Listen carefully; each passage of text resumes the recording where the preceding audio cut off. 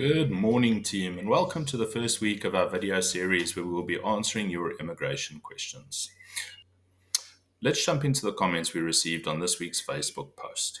Becky asks, is there any talk of residency changes? At the moment, if you're not on the green list, they make it nearly impossible. Becky, any answer here would be pure conjecture at this moment because only Immigration New Zealand knows the answer to that question. We have not been informed of any changes. The only changes immigration have mentioned is that they are looking at making it easier for trades workers in the new year to be able to apply for residence. So whether that means they may add another tier into the SMC or onto the green list, we're uncertain. But those are the only changes they've announced for now. Nashani and Liana have asked similar questions. Please, can you touch on year 13 or 18-year-old dependents and their visa options if they won't be studying in New Zealand? Duration of visa, change in visa, would they be able to look for work if it's a visitor visa? It's always tough for dependent children finishing year 13 if the parents aren't yet eligible to apply for residency. So, unfortunately, once they have finished school, they will need to transition onto a dependent child visitor visa, and as such, that does not allow any work rights. Toinette asks, when will the dependent student visa change for working right after year 13? Toinette, again, we're not aware of any changes being made to dependent student visas allowing them to work after year 13. Immigration did announce a change this year that if parents had lodged a residence visa application, that children over the age of 18 or 19 or children finishing school would be able to apply for work rights. But outside of that, we are not aware of any changes that there are going to be to dependent student visas. Andre asks, partner visa changes due in December. Current partner visa holders, would changes automatically apply to current partner visa holders, or does one need to reapply for a new partner visa?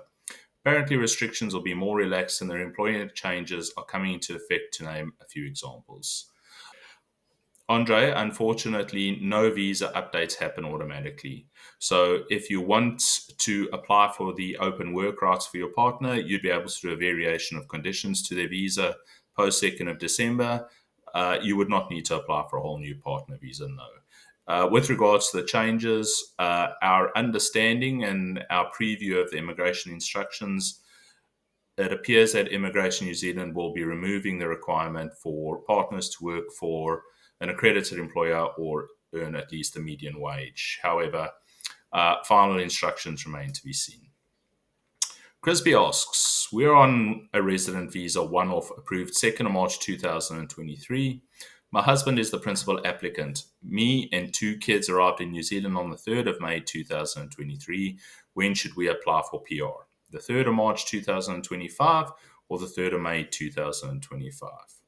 Crisby, when it comes to meeting the requirements around your residence visas and presence requirements, these only relate to the principal applicant. So as long as you and your children have entered New Zealand and activated your visas, which you clearly did on the 3rd of May 2023, once your partner meets the 2-year and presence requirements on the 3rd of March 2025, your family would be able to apply for permanent residence. Sue asks, how does one expedite straight to residence visa applications for critical healthcare staff? Sue, the reality is that there isn't really any way to expedite a straight to residence application. These applications are currently being processed in about 4 weeks for Tier 1 green list occupations. And if you consider the third-party checks and all the other checks that need to take place for residence applications, it's just not going to happen any quicker than that. Toinette asks again, what happens to AEWV workers if their employer loses accreditation? Worker visa is valid until 2026. Even if an employer loses their accreditation or chooses not to renew their accreditation, any AEWV holders can continue to work for their employer. However, when it comes to time to be able to apply for residence, your employer must be accredited. So this is something to be aware of because it could throw a spanner in the works when it comes to your residence application. Andre asks, curious, AEWV/job token for specific company. Can you apply for work elsewhere and change the right to work accordingly? Andre, there's a little bit more to this scenario, but in its simplistic form, AEWV holders are able to apply for a variation of conditions to their visa, allowing them to work for another employer. So thanks to all of those that submitted questions. Be sure to keep an eye out for our next week's Q&A post on our Facebook page. Enjoy your weekend and feel free to reach out to us at Immigrate Consultants if you need assistance with your immigration journey.